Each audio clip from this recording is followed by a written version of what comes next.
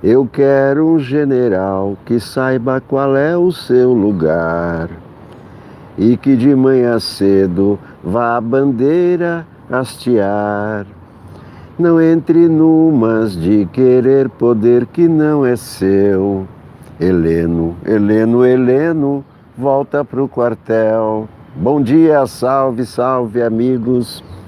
TV Sonic, TV 247, bom dia, bem-vindos à nossa leitura de jornais matinal. Estamos em São Paulo, dia 11 de maio de 2019. Bom dia, Silvia Mirro, bom dia, Zenaide, bom dia, Iraci, bom dia, Cristina, bom dia, Zero Quilômetro System. Sejam bem-vindos, vamos chegando, vamos tomando os respectivos lugares. Quem quiser ficar sentado, fica sentado. Quem quiser ficar de pé, fica de pé.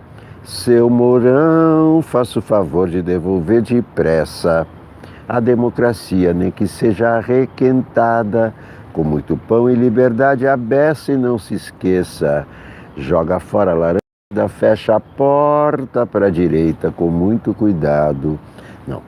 Fecha a porta para a direita, que isso é passado. Esses bolsominions fazem mesmo muito mal. Tira Damares Vélez e o Salles, o Ernesto Araújo e tudo quanto é general.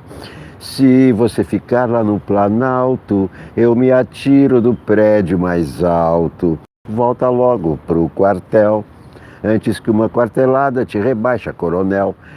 Tá vendo o movimento aí da direita incentivando a volta dos generais ao quartel, o que eu já previ na marchinha de carnaval. Eu já previ, e os colunistas de direita dos jornais estão pregando a volta dos militares aos quartéis, porque esse governo é uma fria. Ontem o Reinaldo Azevedo dizia isso, hoje é o colunista da Folha, Demétrio Magnoli. Bom dia, Sônia Bitchari de Salvador. Bom dia a todos. Aqui na Folha de São Paulo, cuja capa é pessimismo com a economia marca projeções para 2019. E ao lado tem aqui os caminhoneiros que provocaram aquela tragédia no ano passado, e os caminhoneiros estão aí de volta. Cortes paralisam pesquisas e vasos federais temer apagão. Bolsonaro diz que se prepara até para tsunami. Decreto de armas cairá se ferir Constituição. E é claro que fere a Constituição. Mas o artigo do Demétrio Magnoli, retirada tática, esse é o artigo do Demétrio Magnoli, retirada tática. É provável que a revolução, entre aspas, Bolsonaro olavista, provoque a implosão do governo, escreve Demétrio Magnoli. A vitória de Temístocles, preparem-se, hein, que aí vem história. A vitória de Temístocles em Salamina, 480 a.C., 480 a.C., preservou o mundo grego ameaçado pela Pérsia. O triunfo do macedônio Filipe II em Queroneia, 338 a.C., unificou as cidades gregas e assentou as bases para a difusão cultural do helenismo. A invasão normanda foi concluída por William, o Conquistador, na Batalha de Hastings, 1066, fonte mítica da moderna Britânia. Segundo uma interpretação exagerada, a civilização ocidental deve sua existência a esse trio de batalhas icônicas. Os generais do alto escalão do governo Bolsonaro certamente as estudaram e com elas aprenderam o valor militar da retirada tática. É hora de aplicar a manobra à política. O pacto dos generais com o capitão reformado nasceu de um equívoco fatal. Os primeiros não entenderam a natureza do segundo. Bolsonaro jamais deixou de ser o fanfarrão estéril, turbulento, indisciplinado, afastado da corporação em 1988, por coincidência o ano que foi promulgada a Constituição Cidadã. A novidade é que na curva final rumo ao Planalto, acercou-se de correntes populistas de extrema-direita, fundamentalmente hostis às mediações institucionais da democracia. Os generais pretendiam participar de um governo normal, entre aspas, enquadrado na moldura do Estado de Direito. De fato, participam de um governo cujo núcleo almeja subverter o Estado de Direito. Na rua ao lado, uma faixa da vovó Jurema promete trazer seu amor de volta. A filosofia política, entre aspas, do bruxo da Virgínia vale tanto quanto os búzios da vovó. E sua pregação era, até há pouco, um mero golpe de charlatanismo, com implicações exclusivas para seus seguidores ignorantes. Desde a ascensão de Bolsonaro, converteu-se em programa de governo. Os generais começam a entender que o conflito não é com o espalhafatoso bobo da corte, mas com o presidente e seu clã familiar. Falta-lhes ainda entender que a conciliação é impossível. Seu Mourão, faça o favor de devolver depressa. O Bolsonaro-olavismo deplorou o impeachment parlamentar de Dilma Rousseff.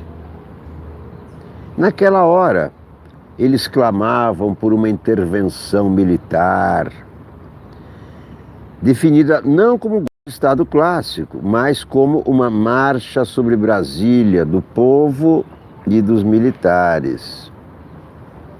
Hoje, sonham transformar o governo Bolsonaro no ato inaugural de um Estado-movimento, um poder estatal não submetido ao limite das leis e consagrado à luta política permanente.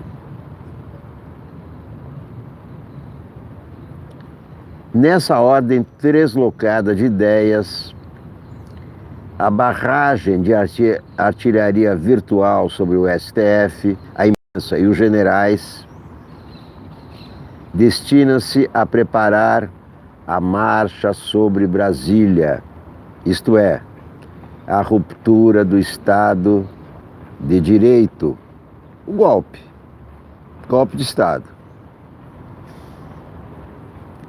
Os populismos certamente são capazes de matar as democracias por dentro. Turquia, Hungria, Venezuela.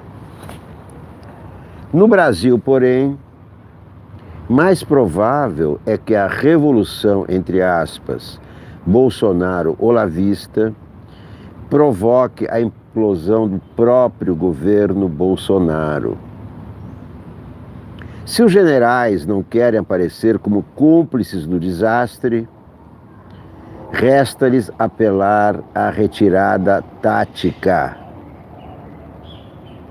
O governo Bolsonaro sustenta-se sobre o tripé formado pela equipe econômica, o superministério de Moro e a chamada ala militar.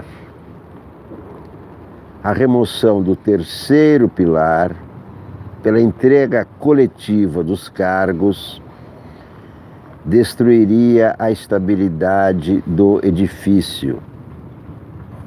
A queda encerraria o levante dos extremistas, que confundem os ecos de seus tweets com a voz do povo. Depois dela, ainda sobraria Mourão e, portanto, a chance de construção de uma vereda política para o futuro. Generais, mirem-se em Temístocles, o ateniense, Filipe II, o macedônio, e William o normando. Retirem-se antes que seja tarde. Clama Demétrio Magnoli, na Folha de São Paulo, sociólogo, autor de Uma Gota de Sangue, História do Pensamento Racial, doutor em Geografia Humana pela USP. Olá, alunas Machado. Mila Azevedo, bom dia a todos. Então, está aí, grandes assuntos do dia. Um é esse: o que vão fazer os militares, o que vão fazer os generais? Vão aguentar esses petardos, essas humilhações, esses ataques do bruxo da Virgínia, do Carlos I, o sucessor, o príncipe sucessor? Vão aguentar ou vão embora? E o que vai acontecer se eles forem embora? Que câmera uso? Eu uso o celular. É o celular mesmo. A minha câmera é o celular, minha TV é o celular, meu coração é o celular. Militares voltando para os quartéis. Isso é o que estão pedindo os colunistas. Esse já é o segundo. Demétrio Reinaldo Azevedo vem escrevendo sobre isso também. Voltem para os quartéis, voltem para os quartéis. Será que os militares não sabiam que era o Bolsonaro? Então eles não viram televisão no ano passado, pelo menos? Não viram a campanha? Não viram tudo que ele fez na campanha? Achavam que ele ia dar certo como presidente? Quer dizer, uma pessoa que a vida toda foi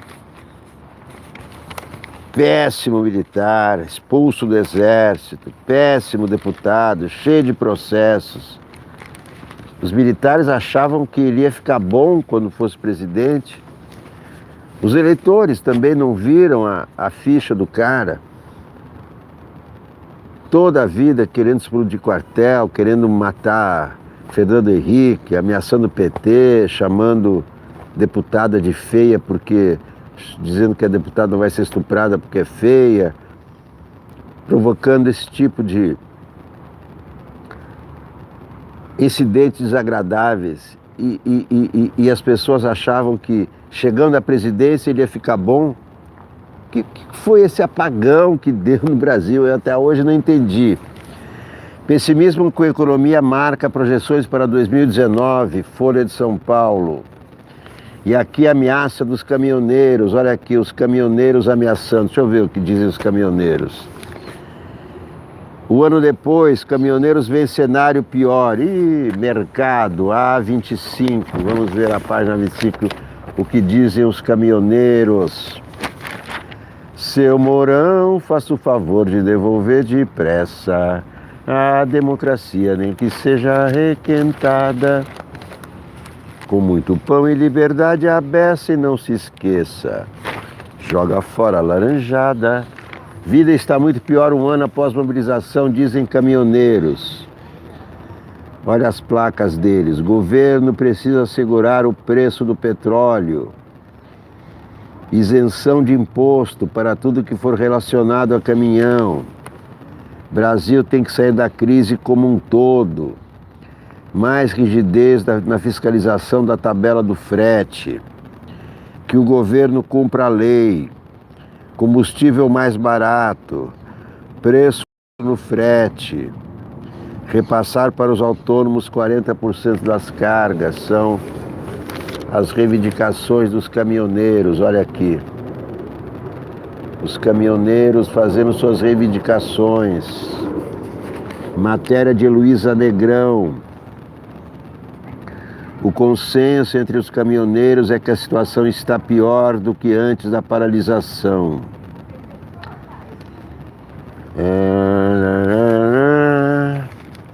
O que eles querem fazer? Na quinta-feira, olha o que diz declarações de um caminhoneiro aqui. Embora já tivéssemos concordado com a data de 20 de julho, eu estou vendo que esse governo promete demais e pouco faz. O governo está sendo muito democrático, muito político, está prometendo muito e agindo pouco. Marconi pede que haja um subsídio para o diesel até o fim de julho. Após a greve de 2018, então o presidente Temer definiu o subsídio de 46 centavos. Não temos capacidade técnica para suportar aumento de preços diários, quinzenais ou mesmo mensais do diesel. Presidente da Associação Brasileira dos Caminhoneiros disse na Câmara que as coisas estão fervendo. Será que esse é o tsunami que o Bolsonaro está prevendo? Nova greve dos caminhoneiros? 150 mil caminhoneiros fazem parte de grupos de WhatsApp. Lideranças de caminhoneiros de grupos opostos, o Wallace Landinho Chorão e Vanderlei Alves, o Dedeco, são contrários à nova paralisação. Eles estão discutindo isso aí. Nova greve dos caminhoneiros.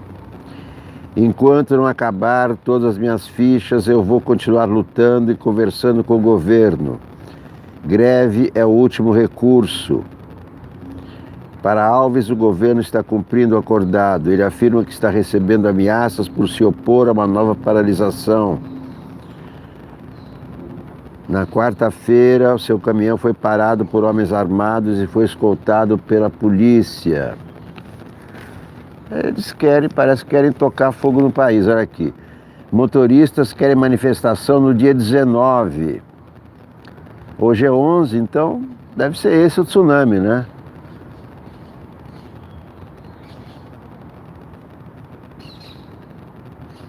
Deve ser esse o tsunami. Hoje é dia 11. 19 mais 8. Então seria o quê? No próximo domingo? 19 mais 7. Seria 18. 18 seria sábado que vem. Então eles querem manifestação no próximo domingo em Brasília. Deve ser esse o tsunami que o Bolsonaro está falando. Desde 3 de maio, quando a Petrobras anunciou aumento de 2,5% nos preços do diesel, caminhoneiros voltaram a gravar vídeos chamando para manifestações. A data agora é dia 19 de maio, em Brasília. A ideia é reunir caminhões no estacionamento do estádio Mané Garrincha. Em vídeo, Marconi França, caminhoneiro de Recife, diz que o objetivo do ato é dar uma pressão nesse governo. É um dos representantes da categoria que tem encontrado com o ministro da Infraestrutura, Tarcísio de Freitas. O caminhoneiro também costuma trocar mensagens com o ministro Onyx Lorenzoni. Embora já tivéssemos concordado com a data de 20 de julho, eu estou vendo que esse governo promete demais e pouco.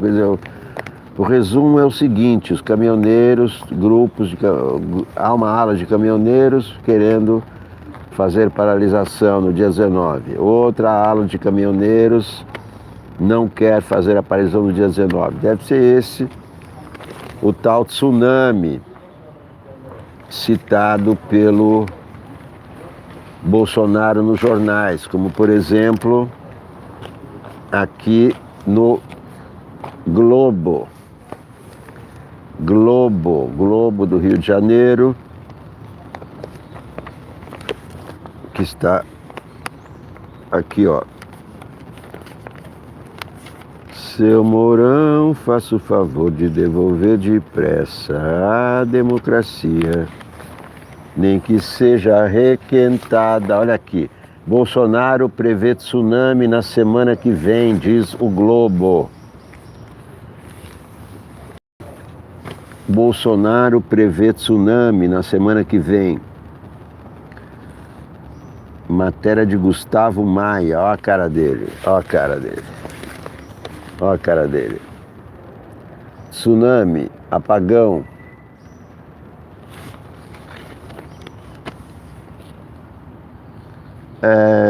Presidente Bolsonaro reconheceu ontem que o governo tem alguns problemas, alguns poucos, né? Alguns probleminhas, e disse que talvez tenha um tsunami na semana que vem. Ao discursar em um evento na Caixa Econômica, Bolsonaro não explicou, porém, a que se referia, afirmando apenas que o obstáculo seria vencido. É como esse terrorismo, né? Ó, vai ter uma bomba, vai estourar uma bomba, não vou dizer qual. É típico de terrorista, né? Ele ameaça, ele não diz o que é. Se ele sabe o que é, diz. Se não sabe o que é, se não sabe, não diz nada. Mas não, ele diz para jogar uma bomba. Aí todo mundo fica especulando. Tsunami, o que é o tsunami? É a greve dos caminhoneiros, é a greve dos estudantes, o Moro vai embora. O que é o tsunami? Os militares vão voltar para os quartéis. Declarações em torno do Bolsonaro. Talvez tenha um tsunami na semana que vem. Mas a gente vence esse obstáculo aí, com toda certeza, porque somos humanos. Alguns erram, uns erros são perdoáveis, outros não. Assim é na nossa vida familiar também. Vocês vejam que mente desvairada, que mente confusa. Ele não concatena as ideias. Como é que elegeram esse homem para dirigir os destinos de 200 milhões de pessoas? Olhem como ele articula as frases. Tem alguns problemas, sim. Talvez tenha um tsunami na semana que vem. Ele fala isso com a maior naturalidade. Talvez tenha um tsunami na semana que vem. Mas a gente vence esse obstáculo aí com toda certeza. Por quê? Porque somos humanos. Alguns erram. E ele continua. Alguns erram, uns erros são perdoáveis, outros não.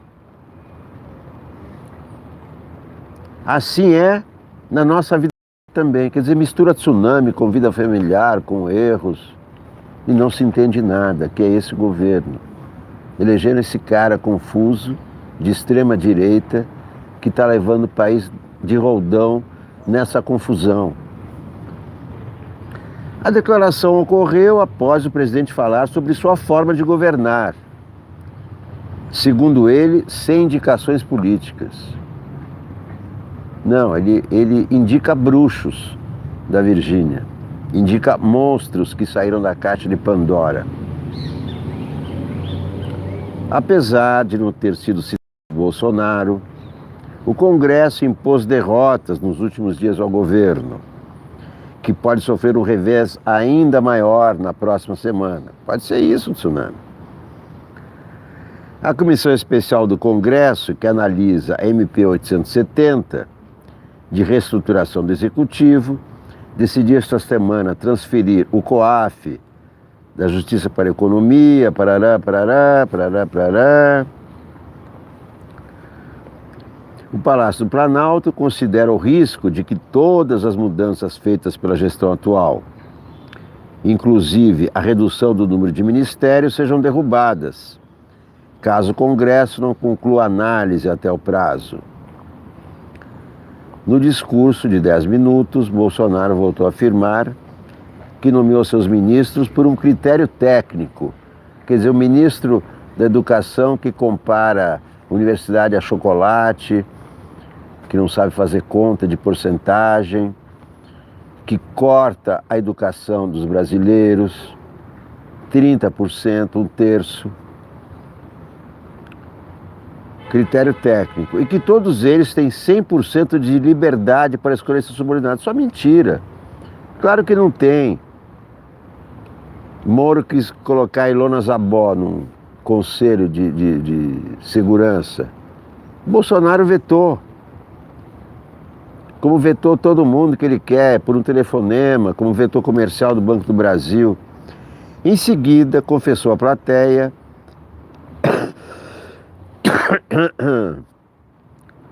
que só indicou 2 pessoas,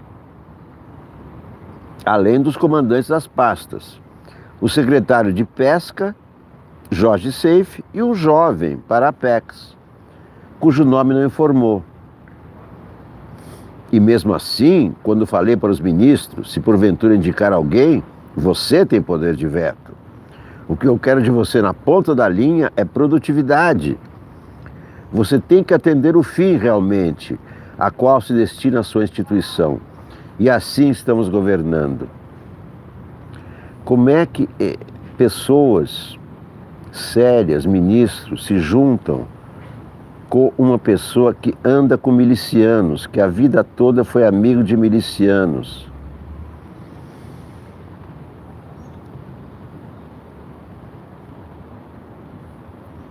Falando para gerentes, diretores e ao presidente da Caixa, Pedro Guimarães, com quem disse ter tido um amor à primeira vista. De novo, expressões desagradáveis, impróprias, e recebido um abraço hétero. Que coisa asquerosa, que nojo desse presidente, nojo de ler o que ele fala. Como é que as pessoas não têm nojo de conviver com ele, de participar de reuniões com ele, de ouvi-lo? Um abraço hétero. Bolsonaro afirmou, antes de ser eleito, tinha uma imagem distorcida do banco e de outras estatais, como Petrobras e Banco do Brasil. Aí diz Bolsonaro. E a gente pensava, como é que a gente faz para mudar isso daí? O primeiro passo é confiar nas pessoas. Me elegi e a decisão foi a seguinte, como havia falado durante anos: não teremos indicações políticas. A imagem distorcida da Caixa era em função disso. Cada partido tem uma diretoria, tinha uma vice-presidência e, com todo respeito, o presidente, para ser educado, não falava muito, não tinha como dar certo. Que coisa horrorosa, que coisa. Cada vez que eu penso nesse governo, nesse presidente, e esse rosto, você abre o jornal e se depara com essa foto. Olhem esse rosto. Olhem esse rosto. Uma análise superficial diria a vocês que é o rosto de uma pessoa inteligente, de uma pessoa sábia, ou de um ser humano limitadíssimo.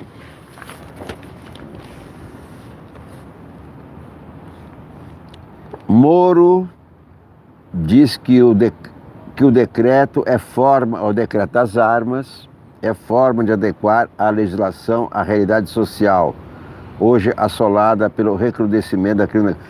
Como é que o ministro da Justiça não fica indignado com o aumento de armas em circulação,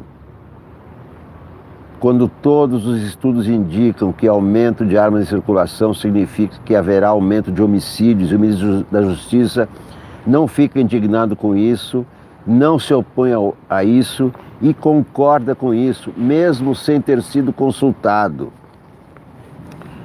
Registro de armas cresceu 10% no primeiro trimestre. Já temos mais armas em circulação no Brasil.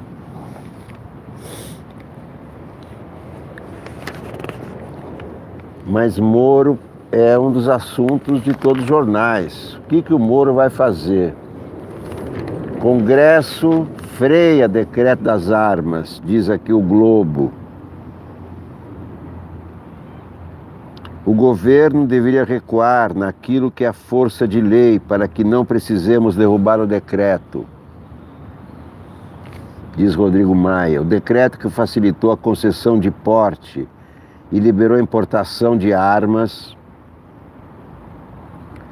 corre o risco de ser alterado ou até mesmo anulado pelo Congresso, que é o que deve acontecer.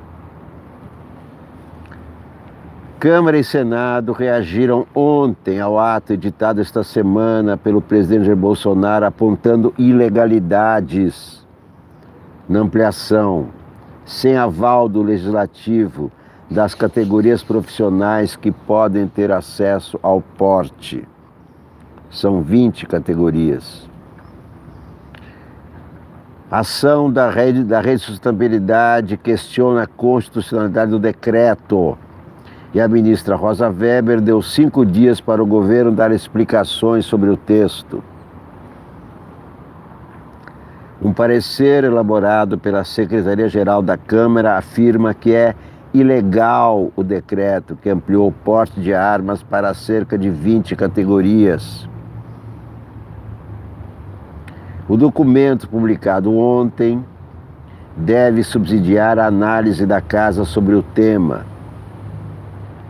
Ele diz que as mudanças feitas por Bolsonaro contrariam dispositivos previstos em lei e, portanto, não poderiam ser feitas apenas por decreto. Ele é ilegal, imoral, presidente imoral, presidente ilegal. O Senado também produziu um documento sobre o tema.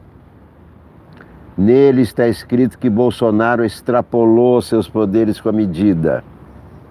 O Congresso, portanto, está enquadrando Bolsonaro.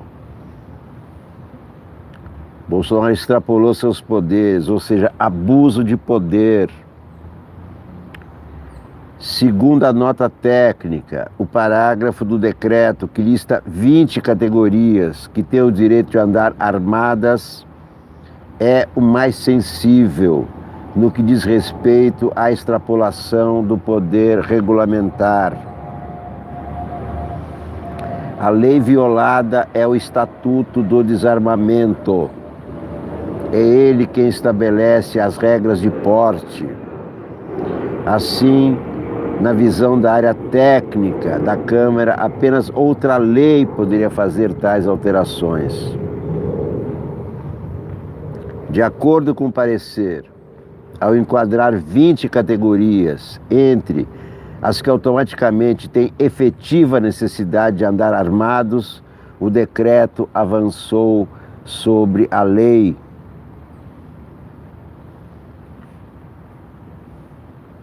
O parecer, assinado pelo secretário-geral da Mesa, Leonardo Augusto de Andrade Barbosa,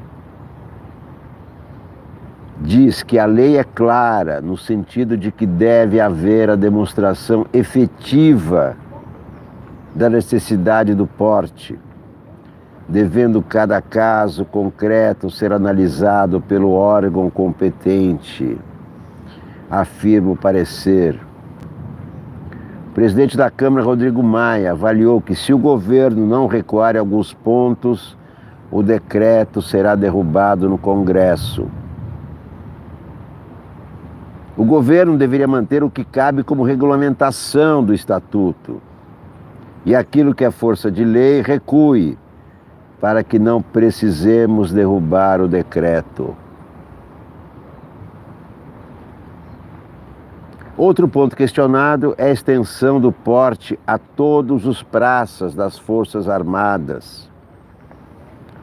O parecer ressalta que a lei diz expressamente que o porte aos praças é com as restrições impostas pela respectiva Força Armada. Assim, o decreto não poderia ter feito ampliação da previsão que caberia a cada força. Também é questionado o fato de o decreto tratar de porte de arma sem impor um limite temporal nem territorial, outra medida que contraria o Estatuto do Desarmamento.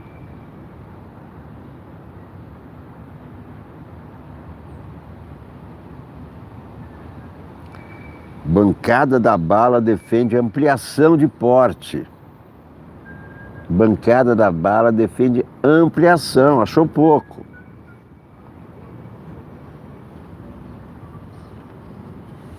Parlamentares da chamada Bancada da Bala, vejam só, deputados da Bancada da Bala, avaliam que o decreto que flexibiliza a posse e porte de armas deve passar por alterações no Congresso. Segundo integrantes da bancada, o assunto deve ter uma série de debates até que entre em vigor, possivelmente com modificações. Marcel Van Hatten, do Novo, disse que sua própria assessoria está debruçada sobre cada um dos pontos do decreto.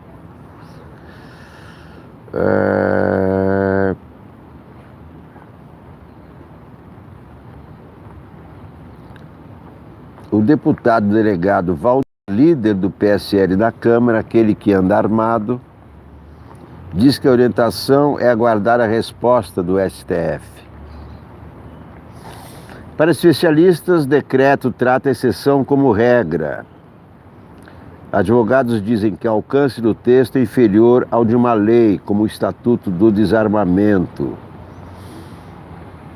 Advogados constitucionalistas ouvidos pelo Globo concordam com os pareceres das áreas técnicas da Câmara e do Senado.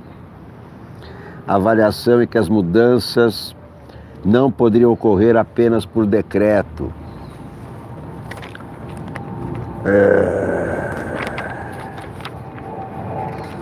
E o Moro, um juiz sem moral, que só absolve os seus e condena sem ter certeza, mas que tristeza. Vamos ver aqui os colunistas do Globo.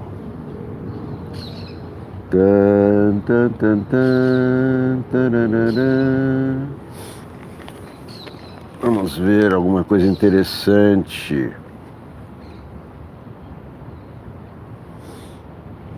Aqui tem vem cá, o artigo da mulher do Pezão. A mulher do ex-governador Pezão, que está em cana. Maria Lúcia Horta Jardim, escreve no Globo. Eu gosto de ler relatos assim, pessoais, histórias individuais. Faz mais de 5 anos que meu marido, Luiz Fernando... 5 anos. Faz mais de 5 meses que meu marido, Luiz Fernando Pezão, está preso preventivamente. Prisão preventiva, está errado. Sem provas nem julgamento. Ele foi detido com base em delações de réus confessos e do que o próprio Supremo Tribunal Federal afirma tratar-se apenas de indícios. A prisão preventiva de um governador em exercício, há um mês de terminar o mandato, foi justificada pelo Ministério Público como garantia da ordem pública. Na verdade, quem ameaça a ordem pública é o novo governador e não Pezão.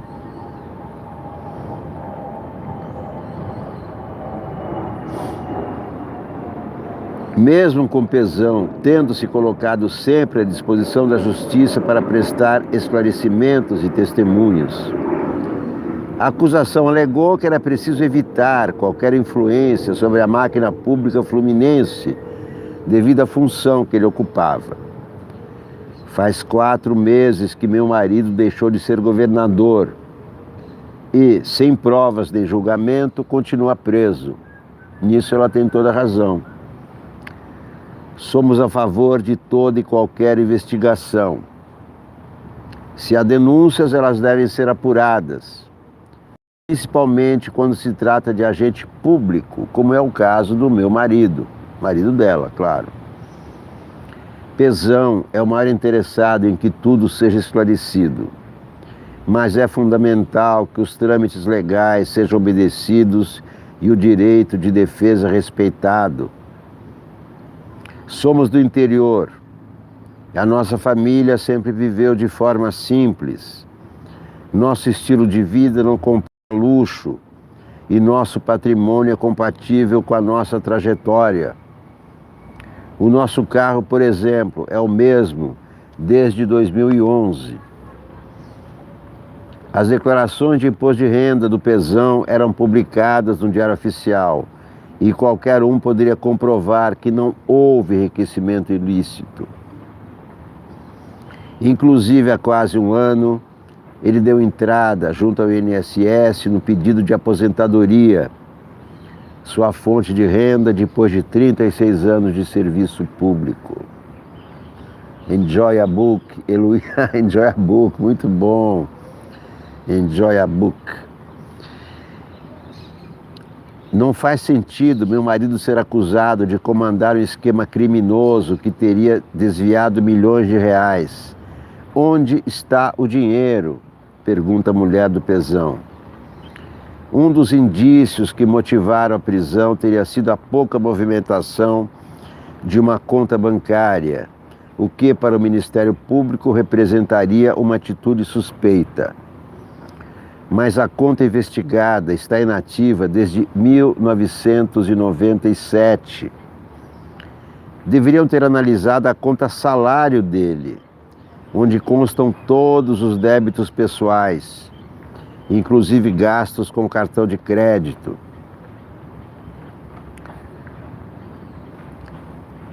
Uma prisão que se baseia em informações confusas e acusações infundadas. Nossa expectativa é que a justiça seja feita e o meu marido, como todo cidadão brasileiro, possa dignamente se defender em liberdade até o julgamento. O próprio STF, em diversas ocasiões, tem se manifestado contrário à arbitrariedade de prisões preventivas, que constituem pré-julgamentos e punições antecipadas. Quem introduziu as prisões preventivas no Brasil foi a Operação Lava Jato, ou seja, foi Sérgio Moro, o atual ministro da Justiça. Foi a primeira de suas afrontas à lei. A outra foi grampear uma presidente da República em conversa com o outro ex-presidente da República. Olha aqui, o Moro na visão do Chico, o pensador. Moro, o pensador. Na visão do Chico Caruso. País já vê risco de entrar em recessão técnica. Caso as estimativas de queda do PIB no primeiro trimestre se confirmem, o Brasil corre risco de entrar em recessão técnica, com 2 períodos seguidos de índice negativo, situação que o país não vive desde 2016. O que era ruim com Temer, Bolsonaro piorou. Para analistas, os números ruins podem convencer o Congresso da urgência. A reforma da Previdência vai salvar o Brasil. O Brasil está no buraco. O que salva o Brasil é investimento e não corte. O governo só corta, só corta, só corta.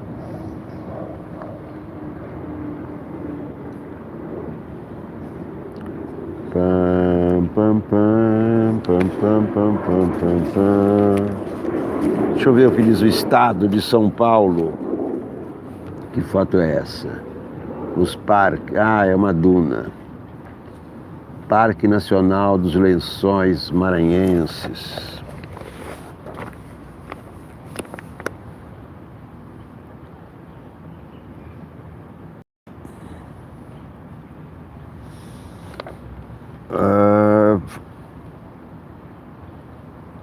Venezuela abre fronteira com o Brasil após 78 dias.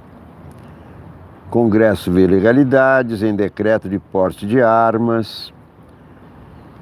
Governo planeja a concessão de 20 parques nacionais. Ricardo Salles diz que o governo planeja repassar pelo menos 20 parques nacionais para a administração da iniciativa privada. Vai privatizar os parques nacionais. Modelo seria o de concessão, no qual empresas vão cuidar da conservação e explorar serviços e turismo. Privatizar os parques nacionais. Que absurdo. Quem tem que cuidar dos parques nacionais é o Estado.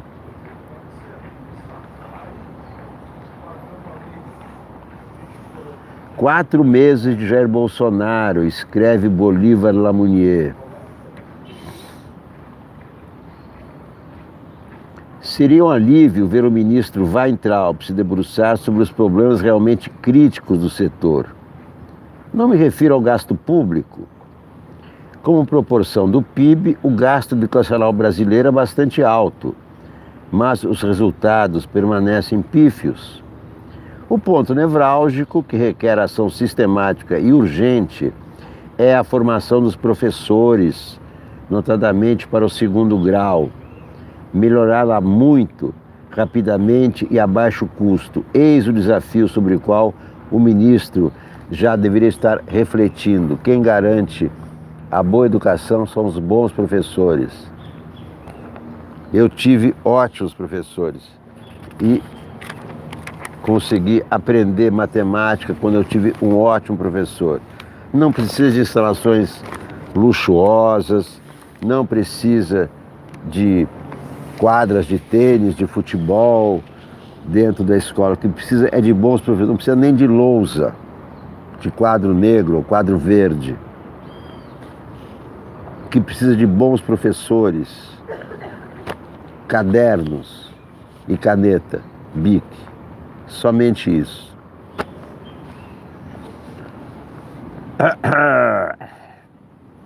TSE breca verba pública para a defesa de políticos. Tribunal endurece prestação de contas e proíbe legendas de usar dinheiro do fundo partidário para contratar advogados que representem filiados em processos eleitorais. Ataque a Moro sugere blindagem a Guedes, diz a coluna do Estadão. Na esplanada, ministros mais atentos olham para o colega Sérgio Moro e se lembram de uma antiga peça publicitária da TV. Sucesso nos anos 80. Eu sou você amanhã.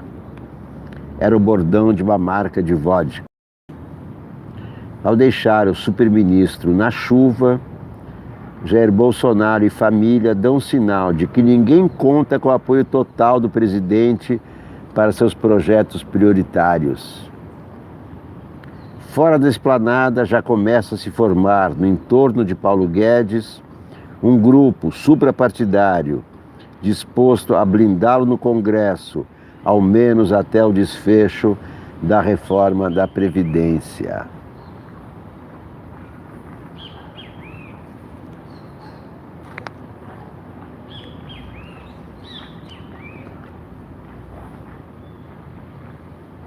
Centrão aprovou performance de Paulo Guedes. Alguns acham que o ministro, nessas horas, fala diretamente aos corações do eleitorado bolsonarista. Afinal, Guedes é do time de Bolsonaro, não de Fernando Henrique, diz um deputado. Depois da enigmática declaração de Jair Bolsonaro de que haverá um tsunami na próxima semana, deputados dispararam ligações para Joyce Hasselmann e Vitor Hugo, líderes do governo. Ambos não souberam ou não quiseram explicar a fala do chefe.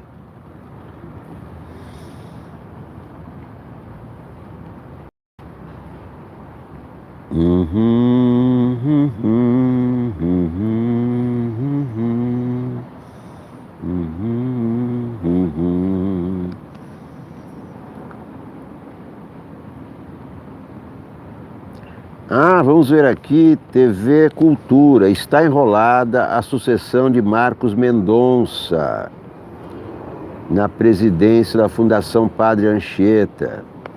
Os nomes de uma primeira lista subiram no telhado, a começar por Luciano Cury, ex-Bandeirantes.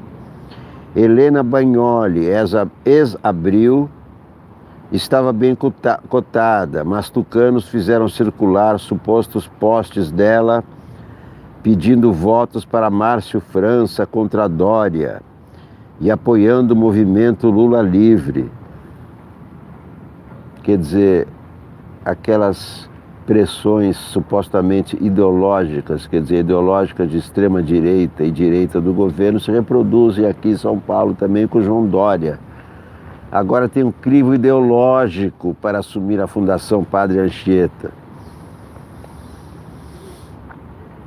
Ricardo Scalamandré, ex-Globo, não deve aceitar o convite.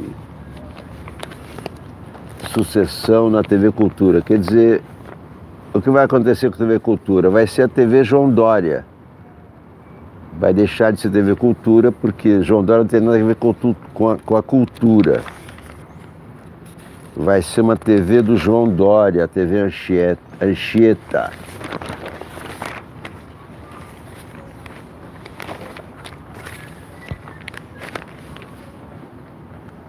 Em estado de anarquia, escreve João Domingos, pergunta-se do Estadão.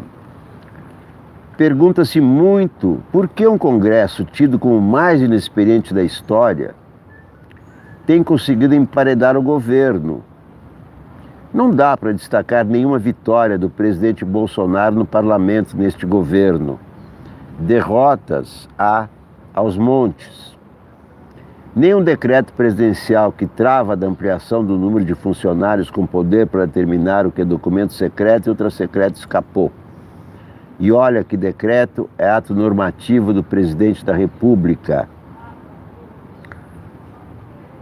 Volta-se a pergunta, por que um legislativo inexperiente, tido como mais fraco se comparado com os anteriores, do período pós-redemocratização, mostra-se tão forte diante do Executivo?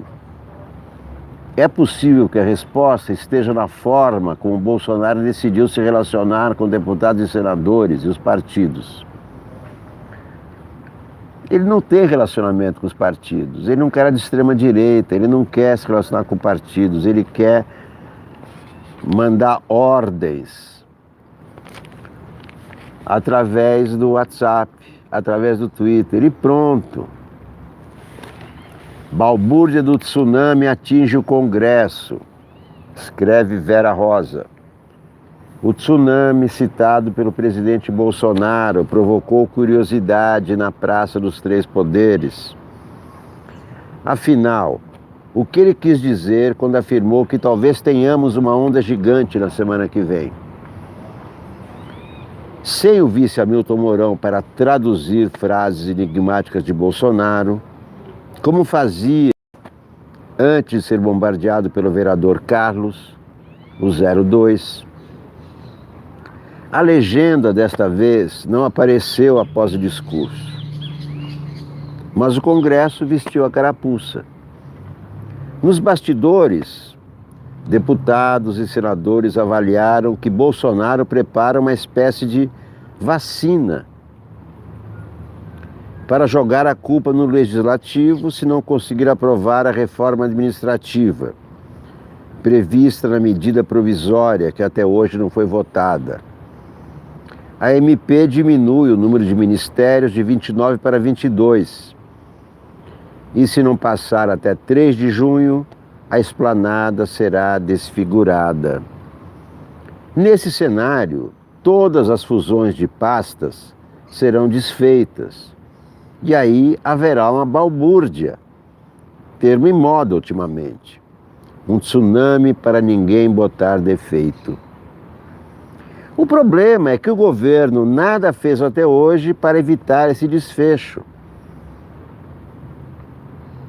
Diante de tanta confusão, até aliados dizem que o Planalto também quer tirar o COAF de Moro, sem deixar digitais na manobra. Ao que tudo indica, há mesmo um tsunami por vir. Mas o governo tenta a todo custo virar essa rota para o Congresso. Ai, ai, ai. O tsunami é diário nesse governo. O Bolsonaro é um incendiário. Quanta besteira Mentira, quanta besteira. Quanta besteira. Mentira, quanta besteira. Quanta besteira. Mentira, quanta besteira. Quanta besteira. Mentira, quanta besteira. O Bolsonaro é um Nero, um reles incendiário. O Bolsonaro é um Nero, um reles incendiário. Pra botar fogo no circo, tem combustível diário. Quanta besteira. Mentira, quanta besteira. Quanta besteira. Mentira, quanta besteira. Olha aqui, Temer, mais um em prisão preventiva, como Pezão. Prisão preventiva é prisão antes de julgamento. Isso aí está se espalhando e se espalhou graças ao Sérgio Moro. Quanta besteira. Mentira, quanta besteira. Quanta besteira. Mentira, quanta besteira. Juíza nega desbloqueio de R$111 mil para Temer. Ao rejeitar desbloqueio de R$111 mil mensais, Temer está pedindo para desbloquear R$111 mil mensais, que é o que ele gasta por mês. Como é que ele vivia com o salário de presidente, então, que é um terço disso? Bom, tem outras rendas, mas de onde ele conseguiu outras rendas se ele sempre foi político, deputado? É um mistério, mas nada disso justifica uma prisão preventiva sem julgamento. Os gastos, segundo a juíza Carolina Figueiredo, que negou esse pedido, os gastos do MDBista representam um padrão muito acima da média da vida brasileira. É claro que é. Contra Temer recai um bloqueio de até 62 milhões, que atingiu, ele tem 8,2 milhões na conta. O Temer.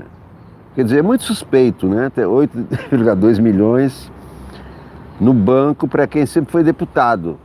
Né? Não é empresário, não é dono de nada e tem 8,2 milhões. De algum lugar veio essa grana. É claro que essa grana veio de fontes ilegais, mas não se pode prender ninguém antes do julgamento, antes de esgotado a última instância do julgamento de qualquer caso. Priscila Soares, Laura Pimentel, quanta besteira. Mentira, quanta besteira. Só cantando, né? Quanta besteira. Mentira, quanta besteira. O Bolsonaro é um Nero, um reles incendiário. O Bolsonaro é um Nero, um reles incendiário. Pra botar fogo no circo, tem combustível diário. É isso que ele está fazendo, está botando fogo no circo do Brasil. Bolsonaro está botando fogo no circo, é um reles incendiário.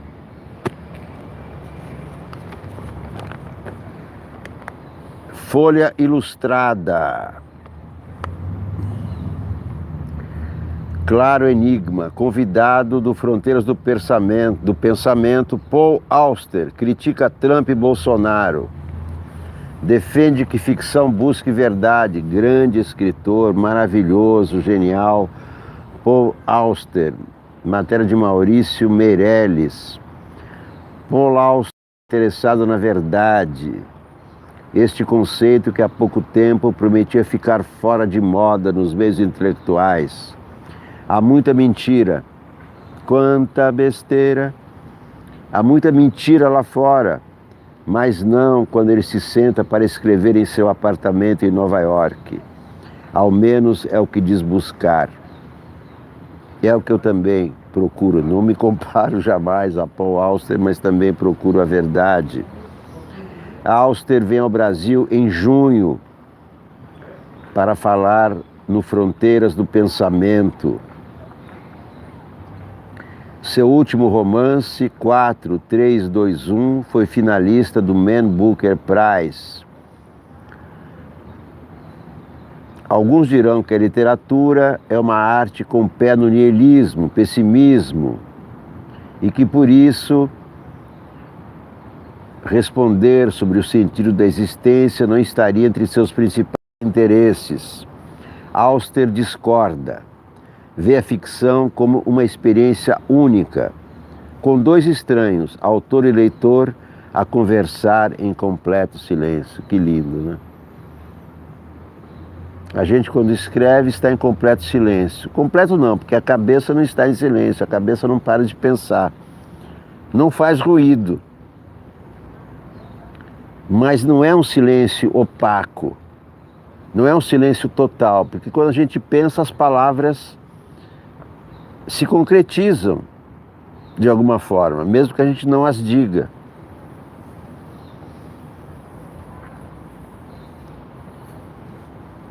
A leitura, diz Paulo Auster, é o único lugar no mundo onde dois estranhos podem se encontrar em absoluta intimidade. Que coisa linda! Que coisa linda é ouvir um escritor e não um político. A leitura é o único lugar no mundo onde dois estranhos podem se encontrar em absoluta intimidade. Um estranho, alguém que você nunca viu, o escritor está falando com você. E no jornalismo também. É um espaço muito íntimo. O trabalho do escritor não é a destruição, que é o que a palavra niilismo me sugere, diz Paul Auster, mas criar uma atmosfera de verdade. A verdade que faça o leitor seguir adiante, porque ela responde à ideia que ele tem do que é o mundo real. Você vê como Proust, um autor que admiro muito, é hábil para articular grandes questões da existência. Coisas pequenas às vezes, mas que ninguém tinha sido capaz de expressar. Nesses momentos, o leitor é tomado por uma espécie de alegria.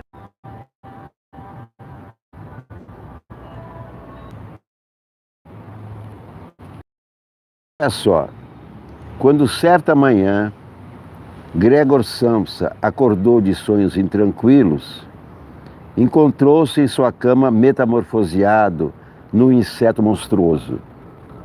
Isso não é documento. Você quer continuar e ver o que acontece.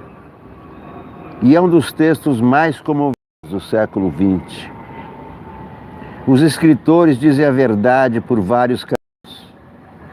Você vai me dizer que Kafka não estava falando a verdade?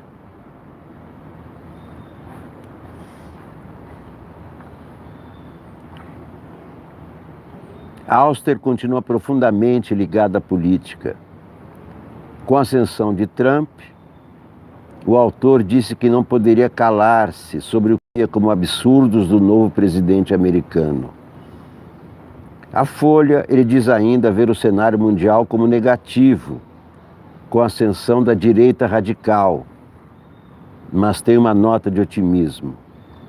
É um momento perturbador. Todo mundo sente que há algo acontecendo, mas não sabemos bem o que. Mas há a percepção de que o mundo no qual vivíamos, do capitalismo global, não está funcionando. Alguns ficaram muito, muito ricos, enquanto outros se esforçam para sobreviver. É injusto. Há muito ressentimento. Quando as pessoas sentem raiva, tendem a apoiar quem parece ter respostas simples. Seja alguém idiota como Trump, nocivo como Erdogan, ou como seu novo presidente, Jair Bolsonaro. Para o escritor, este não é o pior momento de uma sociedade que já teve 2 guerras mundiais. Diz Paul Auster, para ver tudo com clareza, precisamos parar de entrar em pânico. Sei que é perturbador, mas há muita resistência à direita radical. Esse poder de resistir e a clareza moral pode nos resgatar dos nossos piores pesadelos. Está ruim, mas pode melhorar. E com essa frase do Paul Auster, para que possamos ir em frente, está ruim, mas pode melhorar, eu encerro essa primeira edição de hoje da TV Sonic. Muito obrigado a todos por assistirem, muito obrigado a todos por se inscreverem, por visualizarem os outros vídeos, por darem likes. Há uma TV de jornalismo. É uma TV que, como Paul Auster, o grande escritor americano, está sempre em busca da verdade. Nem sempre encontra, mas nunca para de buscá-la. Muito obrigado a todos. Até a próxima. Tchau.